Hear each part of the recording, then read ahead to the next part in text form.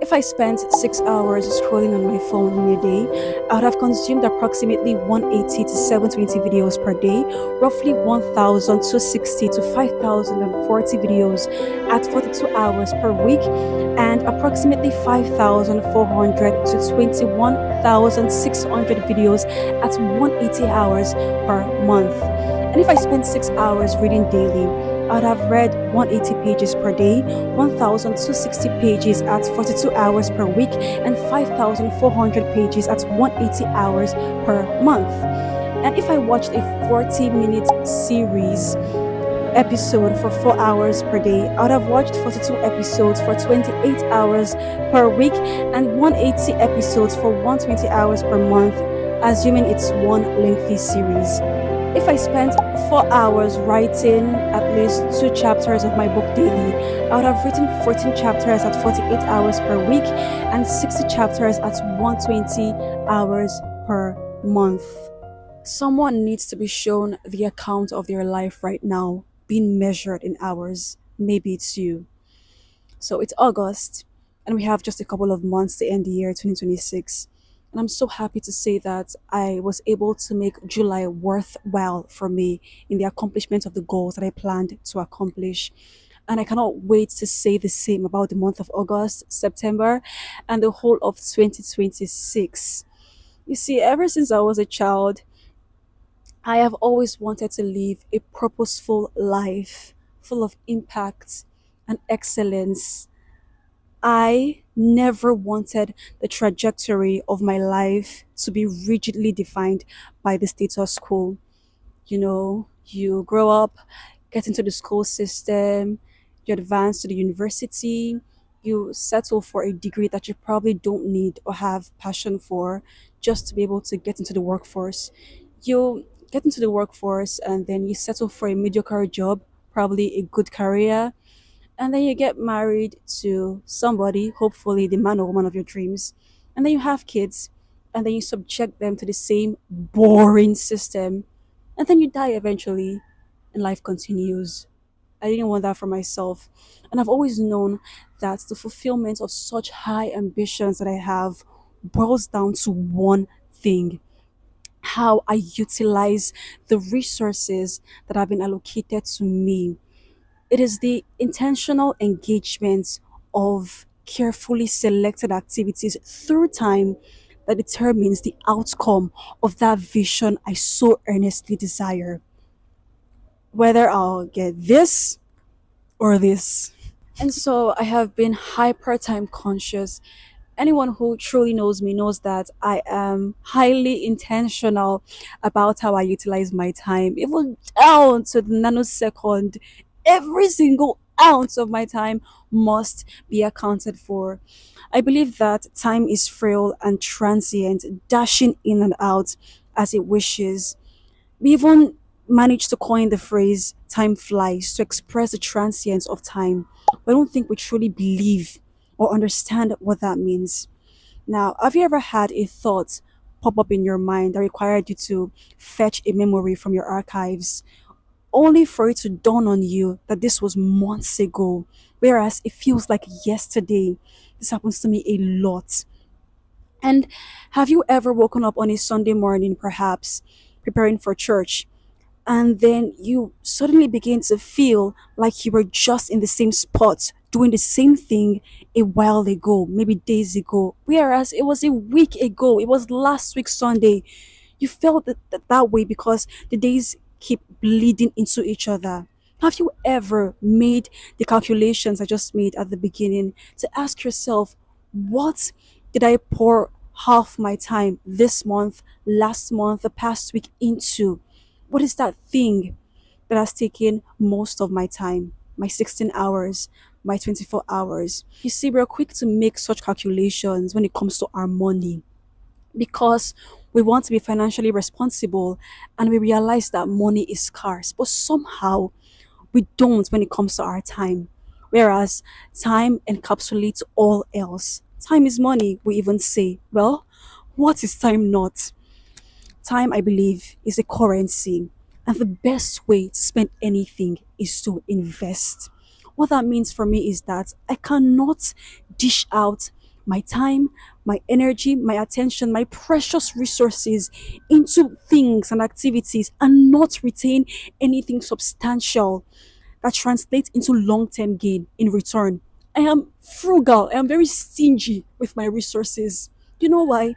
Because I've come to see the light that my youth, my attention, my energy are resources from God allocated to me that can and should be prudently utilized, invested in a worthy means to retain a valuable and a fruitful end so that I can have a bright future. Because in the end, my future will not brighten itself. Your future will not brighten itself. Your future is not secure, guy. The habits and the occupations I engage in today constitute my future. So if the habits and the occupations I'm involved in today are not bright, my future be bright? No, will it be bright? Where will the light come from? No, I have to say this. It's funny, but it's true. We sometimes speak as though we're so confident, thinking that things will just suddenly become good in the future without you sowing the seeds today. No, it will not. It won't. And what hurts is that in the next few months, in the next few years, people will begin to seek returns in the investments they never made. I want you to imagine paying 50K for a flimsy bag, only for the hand of the bag to come off.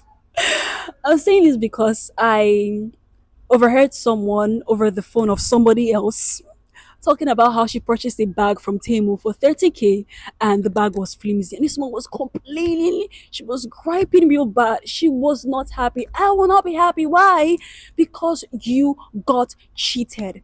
It's the dissatisfaction that comes from knowing you purchased something that was unequal to the quality of your pay. The anger that comes from knowing that you just wasted what you only have little of. Guy, even if you had so much money, there are times when we've spent our money on things that weren't worth our resources and we're still angry, not because we don't have money to buy more, but just because there was a mismatch between the quality of what we gave and the quality of what we're getting back in return. It's just not about the money and whether you have much or you have little of it. This is the reality of getting cheated. That's the point. You were cheated. Now, here's the bomb. Imagine cheating yourself. Guys, this is how we shortchange ourselves when we trade our time, something as precious as our resources, for something fleeting and poor in return. This is what happens when there is a mismatch between my precious time and an average engagement.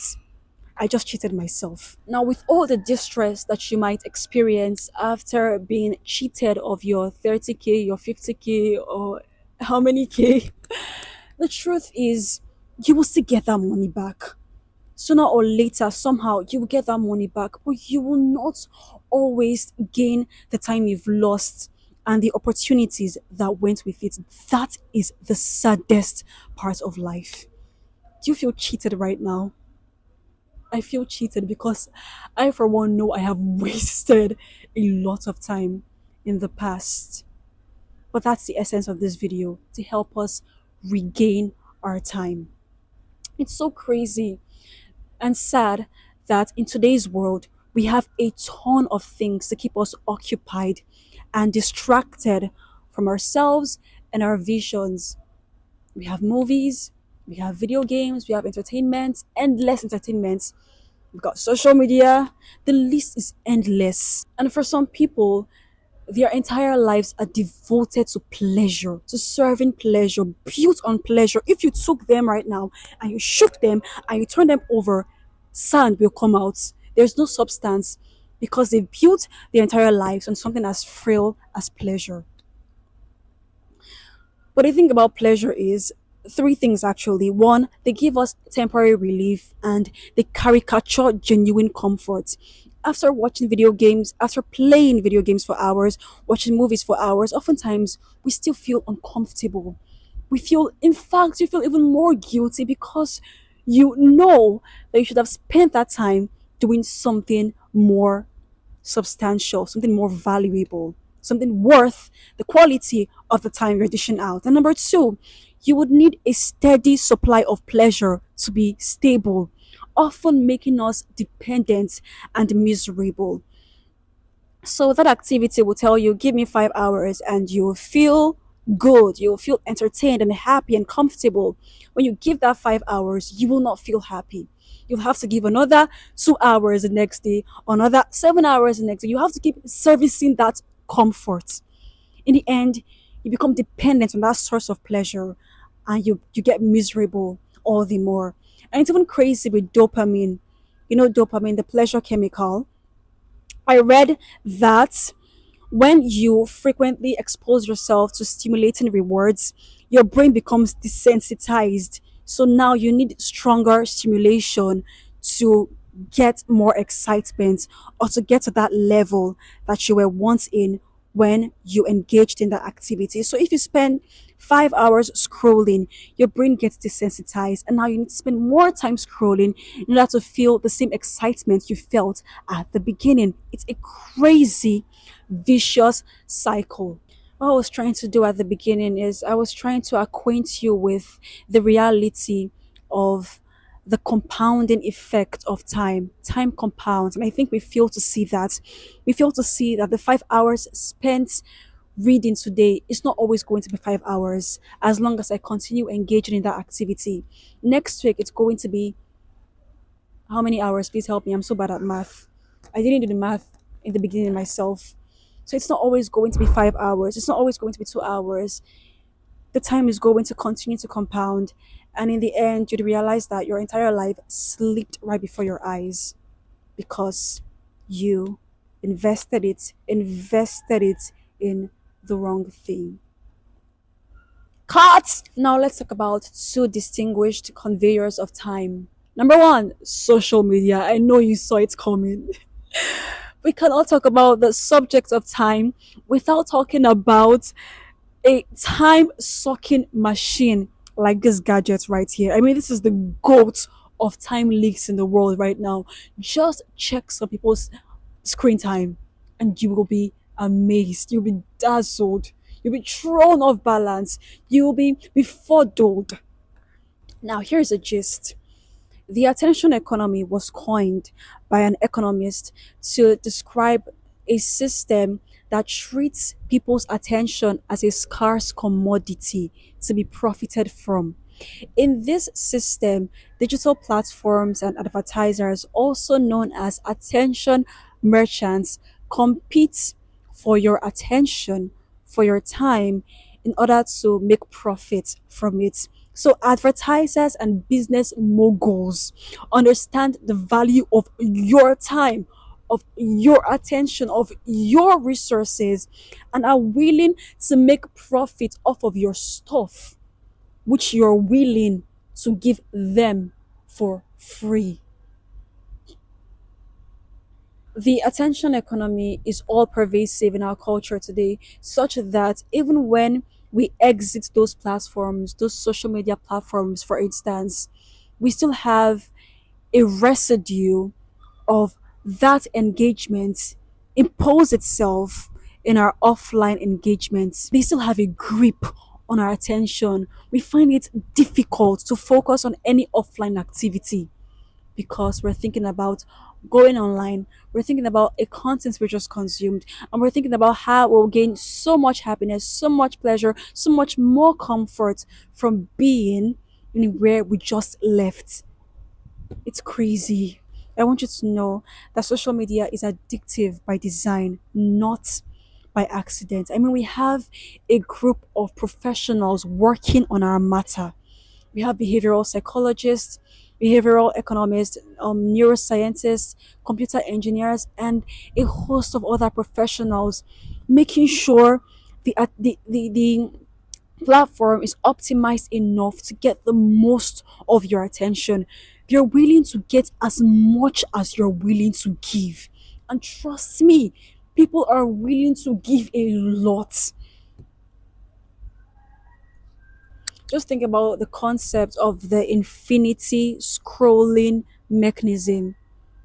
The fact that there is no end to the content you can consume. There is no end. It is strategy. They're trying to tell you that you're willing to take as much as you have to give, as much as you're willing to offer. Imagine Imagine profiting from me through my own resources, whereas I gain nothing tangible, nothing valuable in return. That's about the most pitiable thing. The second conveyor of time is goal setting and productivity. This isn't just one of the best ways to maximize your time, it's also a direct counterpart to social media addiction, such that when you're preoccupied with chasing your goals, it becomes increasingly difficult to increase your screen time. Just ask people who are genuinely productive. Today, I spent 2 hours practicing ballet, and now I just completed a 6 hour reading block. And after a short break, I'm going to edit the video you're watching right now. And after then, I'll probably scroll on YouTube or sleep or do something else.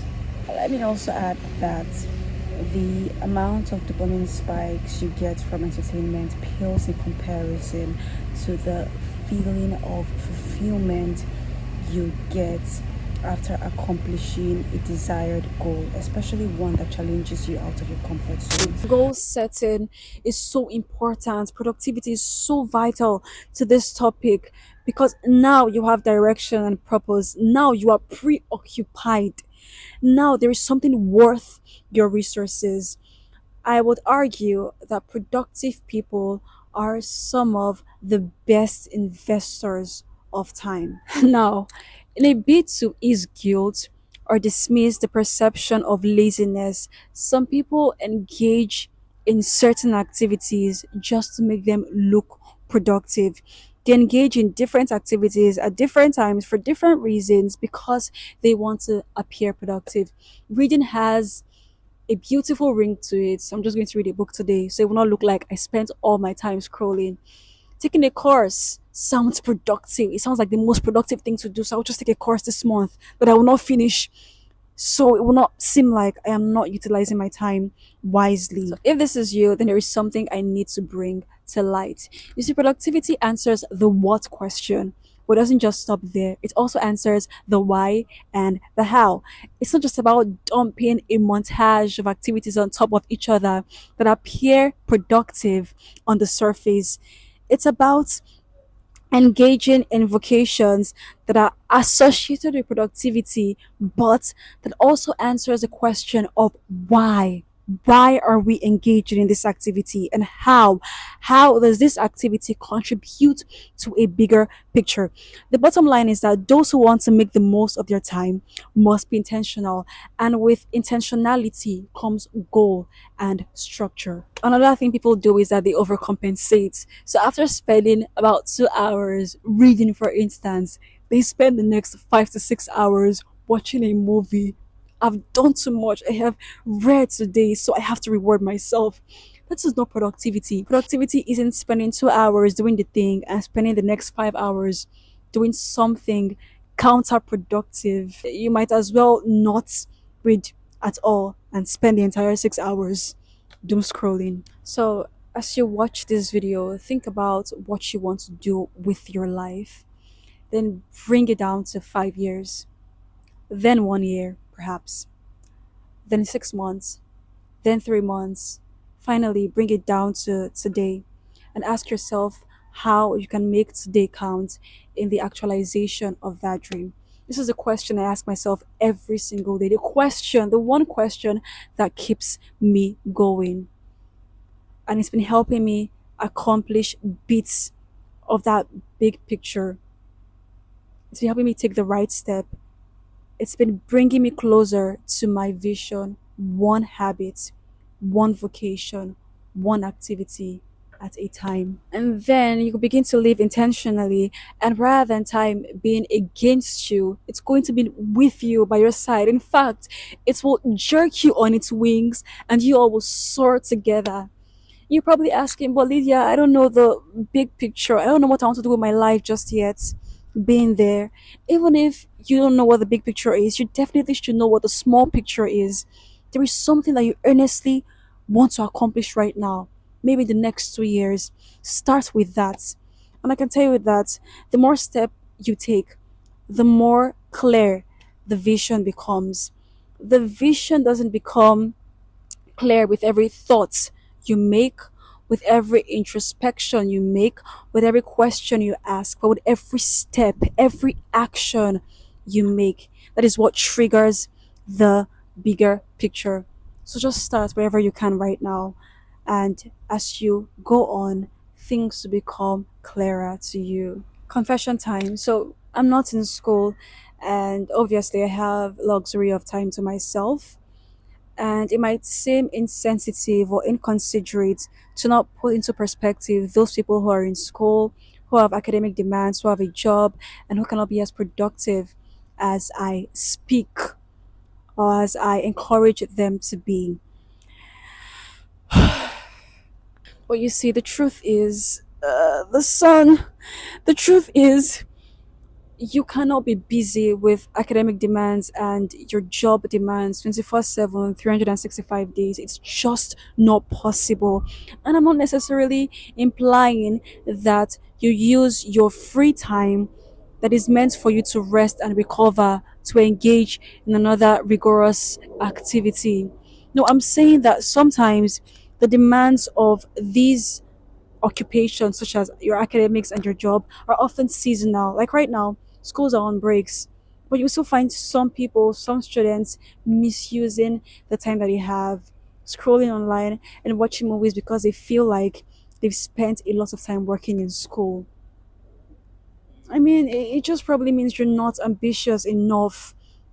Well, if school is your priority, your academics is the whole of your priority, then that's fine. You can spend most of your time at school, and when you're not in school, you do something else unproductive and not make time for your personal life and other areas of your life. That's fine.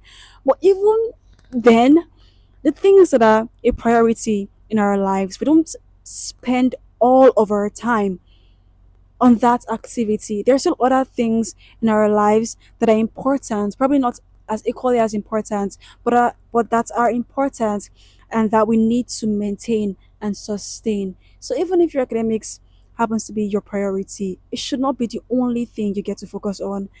Not if you want to keep your life on hold till after school and start your life when you finish school. Of course, there's an extreme side to all of this hyper productivity and hustle culture. Hey, I hate this so much. This is thinking that whatever you do that isn't physically, rigorous and vigorous or productive in its technical sense is a waste of time, and that resting is also a waste of time, and that engaging in pleasurable activities is also a waste of time, and then spending activities with those you love is also a waste of time. That's hyperproductivity, the negative part of all of this. So I am definitely not encouraging hyperproductivity or hustle culture or up and down culture or up and doing culture, whatever it is that is called. I am encouraging the wise use or utilization of your time. Healthy productivity in essence. And this also doesn't mean that your life will be perfect just because you spend your time wisely. My life is far from perfect. It is catastrophic. God help me. So your life is not going to be perfect. It certainly doesn't mean that everything will be in your control and that you should be blamed for the things that are not in your control. No, you'll fumble the little control you even have. You'll make awful mistakes.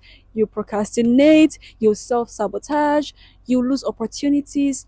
It's a part of being human. You will not always maximize your time as much as you should. Nobody is that perfect, even perfectionistically, dear. There are times I procrastinate.